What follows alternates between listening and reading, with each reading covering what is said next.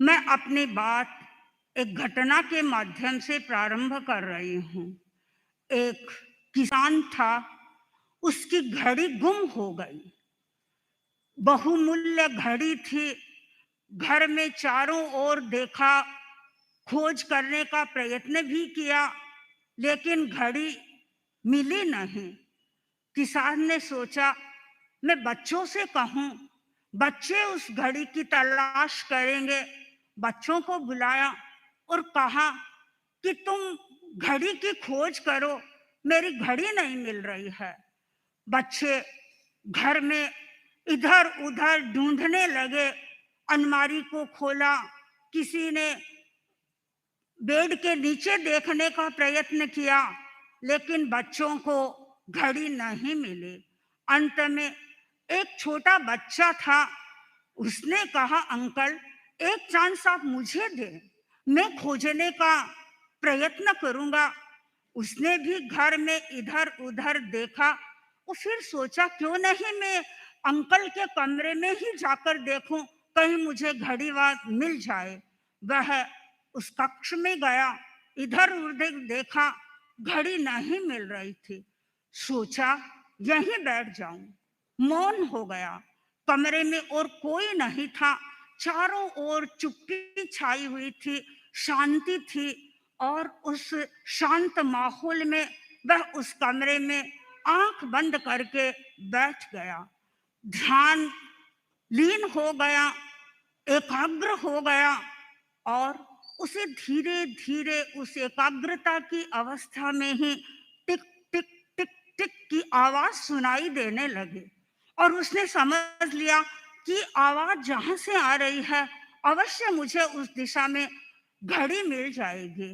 बच्चे ने आंखें खोली और उस स्थान पर पहुंच गया जिस स्थान पर टिक टिक की आवाज आ रही थी। उसने देखा कि सचमुच में घड़ी वहीं पर थी। उसने घड़ी उठा ली और कक्ष से बाहर आया। सारे बच्चे थे, किसान भी वहां पर बैठा हुआ था, परिवार के सदस्य भी बैठे हुए थे। और उस घड़ी को देख करके किसान बहुत प्रसन्न हुआ। किसान ने पूछा, बेटे, तुमने इस घड़ी को कैसे खोजा? हमने भी इस कक्ष को कितने बार देख लिया, हमें ये घड़ी नहीं मिली, तुम्हें कैसे मिल गई? उसने बताया कि अंकल, मैंने ध्यान किया और ध्यान के द्वारा मैंने आवाज सुने और उस आवाज के माध्यम से मैंने घड़ी का पता लगा लिया। मैं कक्ष में चारों ओर चुप्पी छाई हुई थी, कक्ष में गहरी शांति थी और उसके कारण मैंने इस घड़ी को प्राप्त कर लिया। कक्ष की शांति बच्चे के लिए मददगार बन गई घड़ी को खोजने। और यदि हमारे मन की शांति हो तो हम भी अपने जीवन के लिए अनेक गुर को, अनेक रहस्यों को प्राप्त कर सकते हैं। जीवन के रहस्यों को हम कैसे प्राप्त करें, उसके लिए हमें भीतर के जगत में प्रवेश करना होगा। दो जगत हैं, एक है बाहर का जगत जिसमें हम सारी चकाचौंध देख रहे हैं, व्यक्ति को देख रहे हैं, वस्तु को देख रहे हैं और उन सब के प्रति व्यक्ति का मन उलझ रहा है, व्यक्ति का मन आकर्षित हो रहा है। और दूसरा है अंतर का जगत। वह जगत हमें दिखाई नहीं दे रहा है, लेकिन जीवन के रहस्यों को जानने के लिए हमें उस जगत की यात्रा करनी होगी, उस जगत में प्रवेश करना होगा। परम पूज्य आचार्य महाप्रज्ञ जी कई बार फरमाते थे कि कुछ व्यक्ति ऐसे हैं जो शरीर के स्तर पर जीते हैं, इंद्रियों के स्तर पर जीते हैं, मन के स्तर पर जीते हैं। और कुछ लोग ऐसे हैं जो आत्मा के स्तर पर जीते हैं, जो शरीर, इंद्रिय और मन के स्तर पर जीने वाले व्यक्ति होते हैं। वे बाह्य दुनिया के बारे में चिंतन करते हैं, व्यक्तियों के बारे में चिंतन करते हैं और उनके बारे में वे सोचते रहते हैं। बाह्य जगत में रहने वाले व्यक्तियों के सामने कभी लड़ाई का प्रसंग आ जाता है, कभी झगड़े का प्रसंग आ जाता है, कभी राग का प्रसंग आ जाता है, कभी द्वेष का प्रसंग आ जाता है। लेकिन जो व्यक्ति आत्मा के स्तर पर जीते हैं, प्रसंग तो उनके सामने भी आता है, किंतु वे उनसे प्रभावित नहीं होते।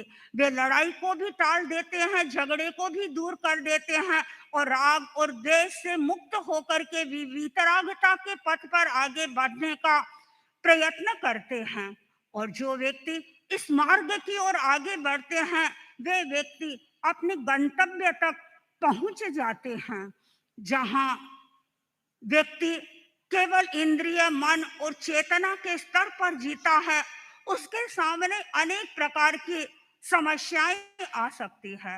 यदि वह व्यक्ति परिवार के स्तर पर जी रहा है, परिवार के साथ में वह रह रहा है, तो परिवार में भी अनेक प्रकार की समस्याएं हैं, क्योंकि वह परिवार में संबंधों का जीवन जीता है। परिवार में पिता पुत्र, माँ बेटी, सास बहू, पिता पुत्री, देवरानी जेठानी, अनेक प्रकार के संबंधों के बीच व्यक्ति अपना जीवन जी रहा है।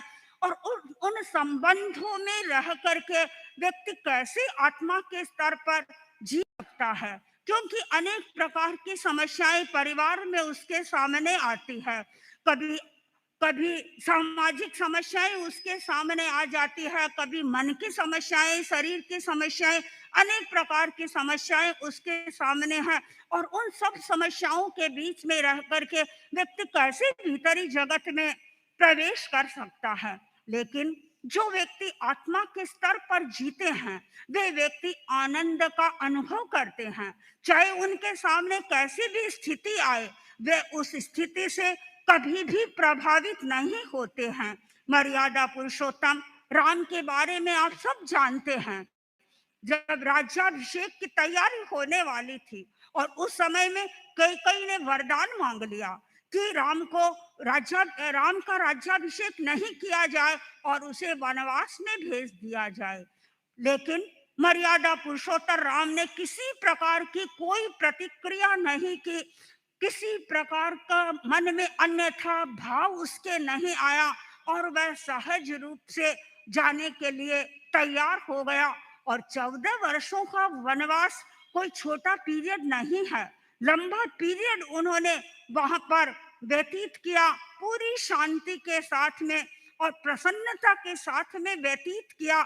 और कभी कभी मैं तो इस भाषा में सोचती हूँ कि शायद मर्यादा पुरुषोत्तम राम भी आत्मा के स्तर पर जी रहे होंगे। और जो व्यक्ति आत्मा के स्तर पर नहीं जीते हैं, इंद्रिय, मन और शरीर की चेतना के स्तर पर जीते रहते हैं, तो वहां सारी स्थितियां गड़बड़ा जाती है। हम महाभारत के इतिहास को पढ़ते हैं और महाभारत में यदि एक शब्द पर दुर्योधन, एक वाक्य पर दुर्योधन प्रतिक्रिया नहीं करता, तो शायद महाभारत का ये व्यूह लोग अपने आंखों से नहीं देखते। क्योंकि एक शब्द, एक वाक्य की प्रतिक्रिया हो गई और उस प्रतिक्रिया ने एक बहुत बड़े युद्ध की स्थिति का निर्माण कर दिया। और यह युद्ध की स्थिति तब पैदा होती है जब व्यक्ति मन के स्तर पर जीता है, इंद्रियों के स्तर पर जीता है। यदि सुख और शांति का जीवन जीना है, तो हमें आत्मा के स्तर पर भी जीना सीखना होगा। और जो व्यक्ति आत्मा के स्तर पर जीना सीख लेता है, वह हमेशा आनंद की अनुभूति करता है। हम सब समाज में रहते हैं। हमारा श्रावक समाज, श्राविका समाज का एक बहुत बड़ा संगठन बना हुआ है और उस संगठन में अनेक लोग कार्यरत हैं, अनेक लोग लीडरशिप करने वाले हैं। और कभी कभी ऐसा होता है कि समाज में अच्छे कार्य करने वालों का मूल्यांकन भी किया जाता है। और मूल्यांकन इसलिए किया जाता है कि ताकि वो एनकरेज होते रहें, वो प्रोत्साहित होते रहें कि हमें इस कार्य में और अधिक आगे बढ़ना है। और जब मूल्यांकन के क्षण आते हैं और एक सूची सामने आती है, एक व्यक्ति वह है जिसने काम किया था लेकिन उसका उसमें नाम नहीं आया। अब नाम नहीं आया तो इसका मतलब बवाल मच गया, प्रतिक्रिया हो गई। मैं तो समाज के हर कार्य के लिए तैयार रहता हूँ, और जो मूल्यांकन करने वाले लोग हैं उसने उन्हें मेरी ओर ध्यान नहीं। उनका कर्तव्य था कि मेरा भी नाम लेते, मुझे भी पुरस्कृत करते, लोगों को पता चलता कि मैं भी समाज में काम कर रहा हूँ, मेरा भी समाज में अपना अस्तित्व है। यह प्रतिक्रिया वहाँ होती है जब व्यक्ति खाली शरीर के स्तर पर जीता रहता है, और दूसरा वह व्यक्ति है जिसका भी नाम नहीं आया, लेकिन वह प्रतिक्रिया नहीं करता है, वह शांत रहता है। वह ये सोचता है कि कोई बात नहीं है, मेरा नाम नहीं आया तो क्या हुआ, मैंने तो काम करके अपना फर्ज निभाया है, और मैंने अपने फर्ज के लिए काम किया है, और मैं तो समाज का जब जब अवसर आएगा कार्य करने का हमेशा तैयार रहूंगा। और दूसरा व्यक्ति सोचता है कि बस अब मैंने काम कर लिया, अब मैं कभी कोई कार्य होगा तो इसमें भाग ही नहीं लूंगा। ये दो प्रकार की सिचुएशन व्यक्ति के सामने आती है। जो आत्मा के स्तर पर जीता है वह प्रतिक्रिया मुक्त होकर के जीता है, और जो शरीर के स्तर पर जीता है वह अनेक प्रकार की प्रतिक्रियाएं करता रहता है, और ये प्रतिक्रियाएं उसके शांतिमय जीवन के लिए बाधक बन जाती है। और जितने भी इस दुनिया में महापुरुष हुए हैं उन्होंने प्रतिक्रिया मुक्ति का जीवन जिया है। हम भगवान महावीर के इतिहास को सुनते हैं। परम पूज्य आचार्यवर से, आचार्यवर पर्युषण के समय में भगवान महावीर की जीवन गाथा का वर्णन करते हैं, और उस समय में भगवान महावीर के सामने आने वाले परिसहों का एक चित्र हमारे सामने खींचते हैं। हमें ऐसा लगता है मानो टीवी की स्क्रीन हमारे सामने है और हम टीवी को देखते हैं। भगवान के सामने अनेक प्रकार के कष्ट आए। एक रात में संगम ने मारणांतिक कष्ट भगवान को दिए, किंतु भगवान उन कष्टों से कायल न हुए, भगवान उनसे कातर नहीं हुए, भयभीत नहीं हुए, और भगवान ने हर आने वाले कष्ट को शांत भाव से सहन किया। नहीं तो आज के युग में शायद कभी यह संभव भी नहीं हो सकता कि कोई व्यक्ति इतना कष्ट जिसके सामने आए और वो उन कष्टों को सहन करने का मादा रखता हो। भगवान ने हर कष्ट को सहन किया। कैसे सहन किया? वो आत्मा के स्तर पर जीते थे, वे आत्मा का ध्यान करते थे, आत्मा की लौ उनके भीतर प्रज्वलित रहती थी, और इसके कारण चाहे किसी प्रकार का कोई कष्ट आया वे हर कष्ट को शांत भाव से सहन करते रहे। हम परम पूज्य आचार्य भिक्षु के जीवन गाथा को पढ़ते हैं, आचार्य वर से भी सुनते हैं, इतिहास में भी पढ़ते हैं।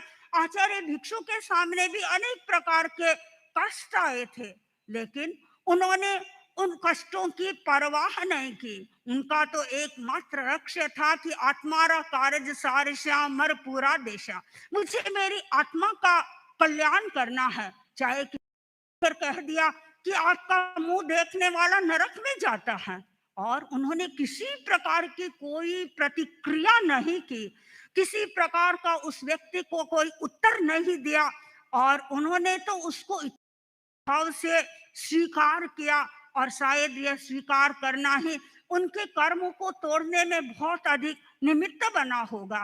एक नहीं अनेक प्रसंग उनके सामने आए थे, जब सोचती हूँ तो ऐसा लगता है कि सचमुच में आचार्य भिक्षु भी अपने अंतर में रहते थे, और जो व्यक्ति अंतर में रहता है, अपने भीतरी जगत में रहता है, वह ही बहुत बड़ा कार्य कर सकता है। जो शरीर के स्तर पर जीता है वह जीवन तो जीता है, वह अपने सारे क्रम को पूरा करता है, अपने परिवार की जिम्मेदारियां निभाता है, समाज में जिम्मेदारियों को निभाता है, किंतु उस आनंद की अनुभूति नहीं कर सकता जो आनंद भीतर के जगत में प्रवेश करने पर व्यक्ति को मिलता है। हम परम पूज्य आचार्यवर को देखते हैं। कई बार मेरे मन में आता है कि एक व्यक्ति कैसे इतने बड़े संघ का संचालन कर सकता है।